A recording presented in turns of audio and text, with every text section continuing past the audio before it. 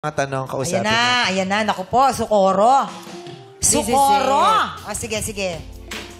O, basahin na natin.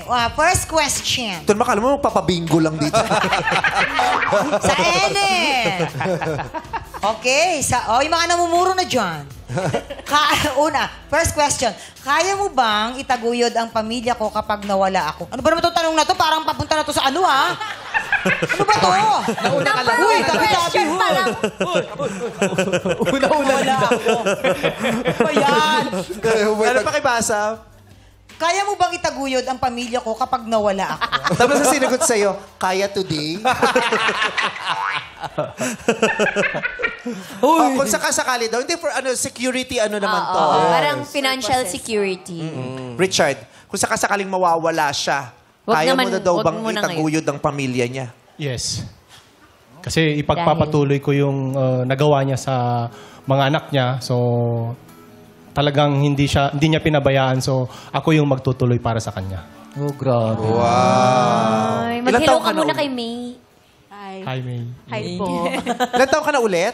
38. So sa edad mong yan, sa puntong ito ng buhay mo, masasabi mong kaya mong magtaguyod ng pamilya? Kaya na. Kaya na. Kaya na. May negosyo siya Kaya na. Yes, tsaka may... Nakatira na siya sa ibang bansa. Ang dami niya na rin nakita. True. Yes, tsaka may G-loan, di ba?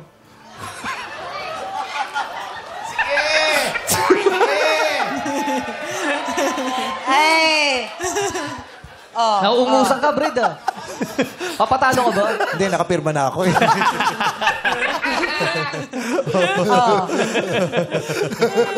Sige nga, John nga muna. Kung may G-loan, may G-invest. Alam mo, gusto ko sana nila. Kaya lang ayaw nila yung nag-uhusay.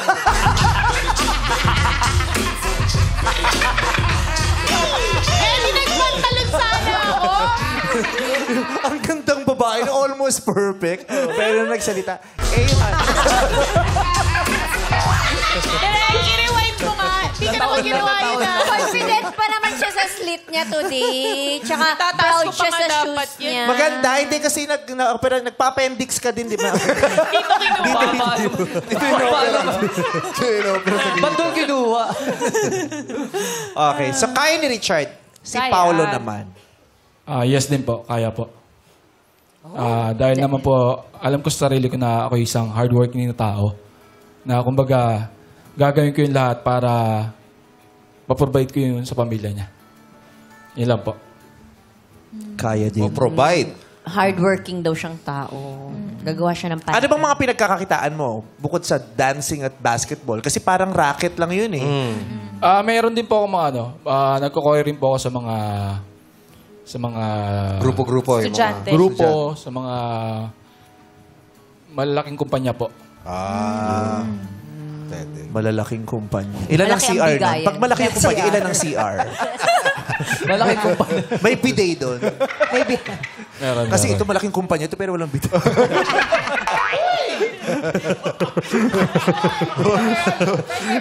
Okay, ano naman, Anli Tabo? Ang litabo. Tapos nakalagay, this portion is brought to you by Birch Tree. Birch Tree pa yung tabo eh. Hindi, ano ka ba yung bote ng mineral? Si Pogs naman, si Pogs. Si Pogs. Ako po, oo, hindi lang financially, well, emotionally, tsaka yung presence kasi. Kasi kapag nawala yung isang taong, kailangan yun yung suporta. So, yun yung lahat na mamibigay ko. Hindi man ako ma-meet dun sa financial standards ng family niya, pero yung presence and emotional support ko, nandun po. Importante rin yun. Oo, mahalaga yun. Yung just being Guidance, there and being present. Di din. Bakit? Bakit? Di na kayo kumakain, may karamdaman yung anak mo. Kung wala tayong pabiling gamot, but I'm here. I'll be here with you. Support kita dyan. Tigilan nga natin yung mga ganyan. Kailangan natin pabili ng gamot, pangkain. Hindi sapat yung 65 pesos sa araw-araw na pangkain. 64. Ha? 64 lang Hindi, daw. nagtaas sila kahapon. Nagtaas na. Nabash kasi sila. Sige, 65 po tayo. Hirap Round nun, off no? natin. Puro presence lang, wala yung future. Presents. Papunta na tayo sa Buyo yung clown tayo dito. Maganda yung actually mga sinagot. Yeah. Oo, iba-iba. Sabi niya naman, aside from True. financial support. True naman. Pokwang! Kanina mapupunta ang unang green flag? Tan tararan! Kanino? Ako na, nararamdaman ko the majority. Gusto ko yung 3. Ay, si Pogs! Si 3. Totoo yun. Bukod sa financial support, kailangan ng yung Aside, emotional support. Yes. Diba? Oo, Binibigyan- yung bonding. Di ba may ganun tayo kasama sa bahay? Nagbibigay nga ng pera pero hindi mo nararamdaman, hindi mo nakakausap. Oo. Yung ganun. Congratulations, may green flag ka, Pogs. Yun. Aprobado pa sa iyo yun, May? Opo, approve naman. Yes! Sa kasundo, mag-ina. Next Yan. question. Next question. Kung sakaling magpakasal tayo, ma-offend ka ba kung magkakaroon tayo ng prenup agreement? Prenup. Ano yun? I-idlip muna sila bago sila magpakasal. Prenup mo. Libre tulog. Bago magkakasundo. Libre tulog. Prenup. Unahin natin si Pogs. Si Pogs. Kung Papayag biglang ka daw ba? pinakitaan kang prenup, pirmahan natin to. Ma-offend ka ba doon? Hindi po. Actually, agree po ako dun eh. Kasi kung ano po yung mga napundar mo na before the marriage, assets mo yun eh, to protect yourself tsaka yung loved ones mo rin po. Yun yung hindi naiintindihan ng ibang tao. Na kapag ka may prenup, akala nila, ay, pera-pera lang to. Yun po yun eh. Gusto nga palang sabihin ng ibang tao, sorry daw. Grabe ka sa kanila. Baka ano ka. Yun ang hindi naiintindihan ng ibang tao. Sabi ng mga ibang tao, nanonood lang kami. May liit mo naman kami masyado. Richard, number 1. Ma-offend ka ba sa prenup? No, hindi po. Kasi pag ang mahal mo ang tao, dapat ipakita mo sa buong mundo na talagang kayo ay para sa isa't isa. Saka kayo nga, ipagpapatuloy nyo na talagang strong yung relationship nyo. Anong relasyon nun sa prenup? Yung pagpapakita ng pagmamahalan Okay. at tiwala. Ganda. Okay, okay Tiwala sa'yo. eh. Tiwala. Ganda. So, okay Prenup. sa'yo, pumirma ng prenup, okay sa'yo. Okay. Paolo, ikaw naman, si number 2. Hindi rin po ako ma-open. Prenup is, kung ano lang may mga pagkakasunduan nyo eh. Pero ang pinaka-importante kasi sa akin, yung tao. Mas mahalaga sa akin, kahit kanuman yung nakalagay dun sa prenup namin, baliwala yun. Kahit nakalagay doon na, yung pera ko, pag-aari ko, Akin akin lang to, to. hindi tayo hati dito. Wala ka. Okay lang po. Kikitain ko, akin. Okay lang. Importante sa akin kasi yung si Pokwan. Oh, si Pokwan. mismo, pinakalalang ka na. Pangalan na. Ay, iba din. Talaga ba? Iba. Okay. Talaga Tanungin ba? mo na si May. May, kung meron kang ipupush for your mom, sino? 1, 2, or 3? For me, si 3 pa rin po. Siya yung pinaka-matured na sumagot. Kanina ba si 3 din ang gusto mo? Yung unang Apo, approve din ako kanina. Pokwang, kanino ang green flag? Sino yung huli-huli sumagot? Si Juan, no? Si number 2 ang Number huling-huling sumagot. Ang unang sumagot si 3, tapos si 1, tapos si 2. Parang ibibigay ko kay ano? Kanino? Ibibigay ko kay Juan. Kay Oo, 1. kay Juan ko ibibigay. Yung pangalawang sumagot. Oo. Tama, yung pangalawa. Oo. 1, okay. Richard, congratulations, Richard. Sa'yo ang green flag. Kaintindihan kayo dun, ha, mama nga. In fairness sa'yo. Gusto ko yung kakaiba yung sagot eh. Hindi nakakalito. Pagmamahal at tiwala ang kayang gusto ko yun ibigay. eh. Yun ang gusto niya eh. May challenge. Si Richard. Gusto kayo nalilito rin ako eh. After a few years, babalik ka na naman dito. Ang dami ko nakitang green flag, pero tinis ko. Tapos, akit na naman sa road. Oo. Tapos na tayo. Pero bago yun, Na-curious ako ba't gano'n siya sumagot. So gusto kong alamin bakit. pero bago yun, magdodome ng steak. Ayos. Ay, naku, wala steak. Kalyos. Magkukos-cutting tayo. Sardinas Third muna. question, mama. Third question. Sa puntong ito, ano ang pinaka-hinahabol mo? Companionship o romance? Simulan natin kay Paolo. Para po sa Number akin, 2, sa akin po, romance na. romance. Romance. Bakit? Romance kasi sa edad ko, mas gugustuhin ko yung romance. Companionship, madali na po yan eh. Marami naman akong kaibigang babae na pwedeng ibigay yung companionship. Pero yung romance, yung malalim na romance, hindi nila pwedeng ibigay. Malalim yung romance. No? Radio. Radio. Radio romance. Buhos, Bad. no? Buhos. Yun ang sabi ni number 2. Ang sabi ni number 3 ay...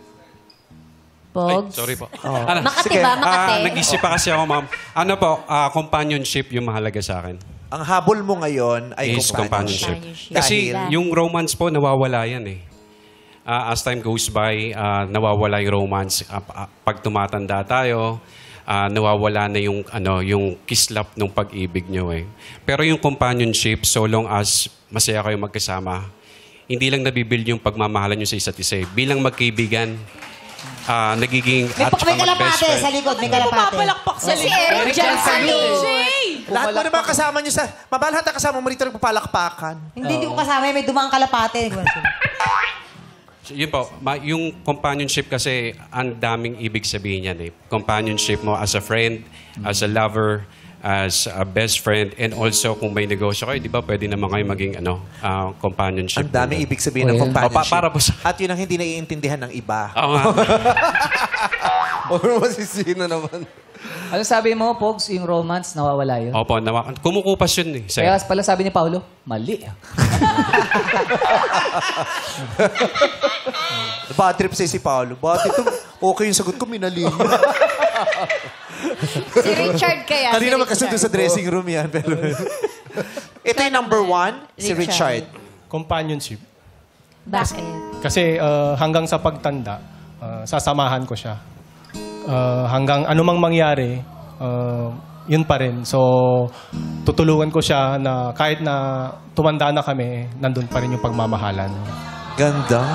Sabi ni Paolo, ito naman, minali lang ako ni Pog, sumali pa. Double team niyo pa. Nasa gitna ako. Pakwang! Isang green flag na lang ang natitira. Sino ang pipiliin mo?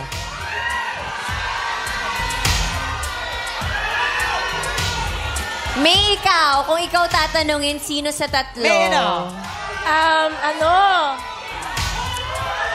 Sino hirap, ang guys. babagay sa mama mo? Parang this time, si number 1 ako.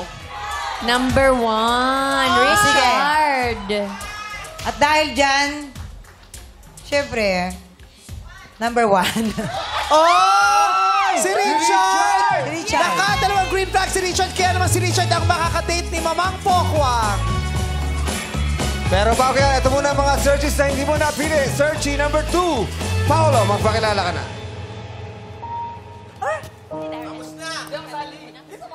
Hello, Paolo. Hi, Paolo. Bless. Bless kayo, Good luck, good luck. Alam mo ka magiging masaya kay Richard. Talaga? Yes, mabait siya. Thank you. Talaga? Thank you. Thank you, Paolo. Thank you, Paolo. And Pakilala natin kay Mamang Pokwang si Pogs. si Pogs. Pogswang. Hi, ma'am. Ay, Pogs. Ay, hello, Bless. Hi, Pogs. Yan, ma'am, sana po matagpuan niyo na po yung tunay na magpapaligaya po sa inyo. Yun lang naman. And May, thank you so much Thank you. for rooting on me. Thank you lang. Yun lang po. Thank you. Bakit mamang? Thank you, Pogs. Oh, naiyak. Nang hinayang, bet mo si Pogs, no? Ang ganda kasi Bet mo si Pogs. Hinayang ka ba, mama? No, ang ganda ng message niya. Bet mo yung ganyan. Marami kang dinate na ganyan audience ng Wawawi dati. Hindi, ang ganda ng sinabi niya. Thank you. Richard, wait lang. Sabay-sabay po nating pakinggan ang mensahe ng anak na si May. Hi, Richard. Hindi para sa kanya, May. Para kay Pogi. Mami mo. Sa mami mo. O, di ba? Ngayon alam mo na kung ba't di ka kinakausap nung ex. Kasi, ito na. Excited eh. Session na po, session. First time. First time, hopefully last na yung guesting namin dito, Ay, di di ba? naman. Gusto ko lang sabihin na, syempre, alagaan mo yung sarili mo. Hindi lang sarili mo, syempre, yung puso mo, di ba? Yung nangyari sa'yo, yung past mo, lesson learned na yon. Alam mo na yung tama at sa mali, di ba? syempre kaming pamilya mo, full support kami sa'yo, alam mo yan. At gusto lang namin na maging masaya ka. Yun lang naman yung sa akin. Lagi naman I love you so much, diba? Lagi naman gusto mo laging maging masaya ako. Syempre, ganun talaga pag mahal mo yung tao. Gusto mo yung makakabubuti sa kanya, tsaka yung genuine love lang. Ngayon. Ikaw, I Mama. love you. Thank you, May. Ikaw, Mama. Gusto, May, gusto kong malaman mo na I'm your best friend. I'm your wind beneath your wings. Ako yung unang-unang makakaintindi ng mali mo. Ako yung unang-unang tatanggap ng mali mo. Ako yung lagi mo makakasama sa tawa. Andito lang ako lagi sa abot ng aking makakaya. Kahit ano na yung edad ko, kahit uugod-ugod ako, gusto kong maparamdam sa inyo kung paano kayo minahal ng mama. Nung paglabas nyo sa sinapupunan ko, kayo ang the best gift ni Malia sa buhay ko. And I love you so much, anak. Sorry kung may mga nakakaligtaan si mama na kailangan ko din palang i-inform ka. I'm so sorry, anak. And thank you sa laging sakripisyo mo sa pagmamahal mo sa akin para lang maging masaya ako. Thank you, anak. You're welcome. I love you. Thank you very much. May sasabihin ka kay Richard. Ayan na, totoo na to. Hi, Richard. Nice to meet you. Sa akin lang, syempre alaga mo yung mami ko, di ba? For 17 years, wala siyang boyfriend, wala siyang relationship. And then, aware ka naman dun sa naging ex niya, di ba? Yes. So, sana habaan mo yung pasensya mo sa kanya at saka maging support ka rin sa kanya. Bukod sa emotional, pati sa pagiging friends nyo. Yun lang. Sana tanggapin mo siya ng buong buo. Ayun lang. Okay. May, wag kang mag-alala kasi hindi ko pababayaan yung mama mo. So, ipagpapatuloy ko pa rin na ingatan ko yung sa inyo. Thank you. Maraming salamat. Richard, tabihan mo na si Poco.